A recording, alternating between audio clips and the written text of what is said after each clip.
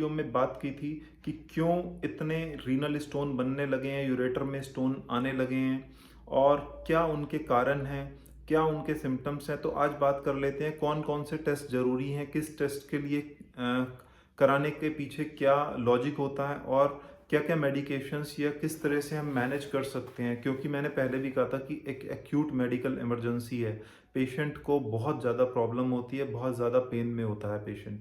तो अब हमें क्या करना है, सबसे इम्पॉर्टेंट चीज़ जो है कि सब जानते हैं कि एक अल्ट्रासाउंड कराना है, पेन हो रहा है, स्टोन का पेन है। तो अल्ट्रासाउंड एक बेसिक टेस्ट है, लेकिन बहुत सारी स्टोन्स ऐसी होती हैं जो अल्ट्रासाउंड में नहीं आती, पहली चीज़।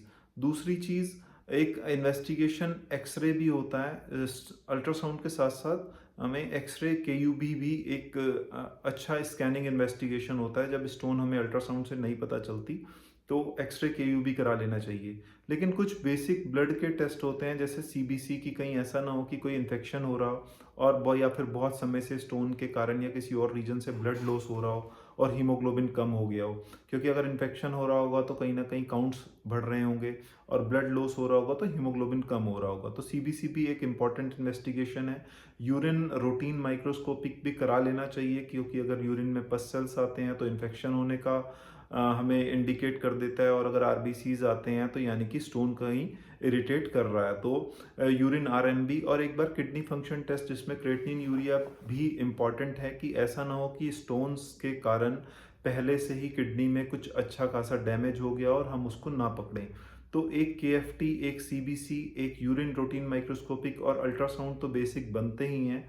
और अगर अल्ट्रासाउंड में स्टोन नहीं दिखता और क्लिनिकली, वैसे तो diagnosis most of the cases में क्लिनिकल बन जाता है, लेकिन इन्वेस्टिगेशन का ही रहा है तो इन्वेस्टिगेशन कराना डॉक्टर के लिए भी अच्छा है और पेशेंट के लिए भी अच्छा है। तो ये वाले बेसिक तो कराने ही हैं। अगर हाँ इन सब चीज़ों से भी पता नहीं चल रहा है, अगर हमें स्कैनिंग से नहीं पता चल रहा, तो लेटर केसेस में सीटी स्कैन की भी आवश्यकता पड़ती है, लेकिन हर केस में कराने की नीड नहीं होती, क्योंकि कई बार स्टोन अल्ट्रासाउंड में नहीं दिखता या एक्सरे में भी बहुत छोटा होता है तो नहीं दिखता, लेकिन क्लिनिकली आप उसको डायग्नोसिस तक पहुंच जाते हैं। और कई बार हाइड्रोनेफ्रोसिस होती है तो आप प्रिडिक्ट कर लेते हैं कि है तो स्टोन ही, कोई और एक्यूट इमरजेंसी वाली कंडीशंस को रूल आउट करके।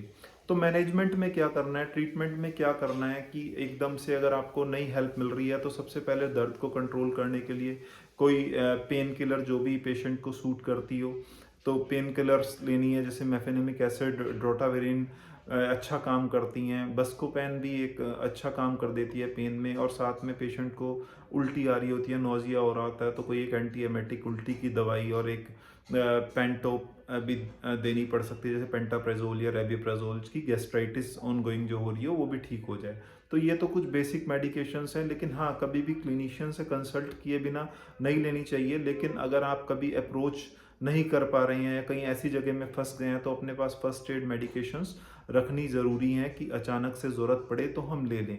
तो एक पेंटाप्रेजोल या रेबिप्रेजोल एंटासिड, एक उल्टी के लिए कुछ ऑन्डनसेट्रोन की टेबलेट, और पेन किलर में या तो ड्रोटावेरिन या मेफेनेमिक एसिड, ये सॉल्ट्स आपके पास रहने चाहिए। मेफ्टाल नाम से रहती है टेबलेट, डॉटिन के नाम से रहती है।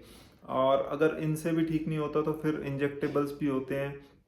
लेकिन जब आपकी पेन थोड़ी सी ठीक हो जाए या आपको फीडिंग या खाना पीना सूट करने लगे तो सबसे इम्पॉर्टेंट चीज़ है प्लेंटी ऑफ फ्लूइड्स। आपको बहुत ज़्यादा फ्लूइड्स लेने हैं, ड्रिंक्स बहुत ज़्यादा लेनी है, पानी बहुत ज़्यादा बढ़ा देना है कि जिससे बार बार आप यूरिन जाएं और अगर छोटे साइज़ की स्टोन है तो वो निकल जाए। इसके साथ साथ एक दवाई और चलती है जो अल्फा ब्लॉकर्स होती हैं, जैसे टेम्सुलोसिन चलती है, जो हमारे यूरिनरी ट्रैक को थोड़ा डाइलेट कर देती है और स्टोन को निकलने में हेल्प करती है। लेकिन दवाई तभी काम करेगी अगर आप खूब पानी पिएंगे। अगर आप पानी नहीं पिएंगे, फ्लूइड नहीं लेंगे, हाइड्रेशन अच्छा नहीं रखेंगे, कोजेस को नहीं हटाएंगे, तो फिर मेडिकेशन सिर्फ आपको सपोर्ट दे सकती है, सिम्टम्स को ठीक कर सकती है, लेकिन आपको स्टोन को ना निकालने में हेल्प करेगी, ना उसको दोबारा होने से रोक पाएगी। तो कोजेस को भी हटाना है, हाइड्रेशन को बहुत अच्छे से रखना है और बहुत सारा फ्लूइड पीना है। अगर एक बार स्टोन बन गई है, पानी पीते रहना है, हैबिट्स में डाल लेना है, अपने लाइफस्टाइल में डाल लेना है। और उसके बाद आपको अगर कभी पेन होता है, स्टोन का पेन हुआ है, तो फिर सपोर्टिव मेडिकेशंस का यूज़ भी कर सकते हैं। दोस्तों, तब फिर से मिलेंगे एक अच्छी सी वीडियो के साथ। तब तक आप चैनल को शेयर करना मत भूलिएगा। अपना ध्यान रखिए। Take care. Bye bye.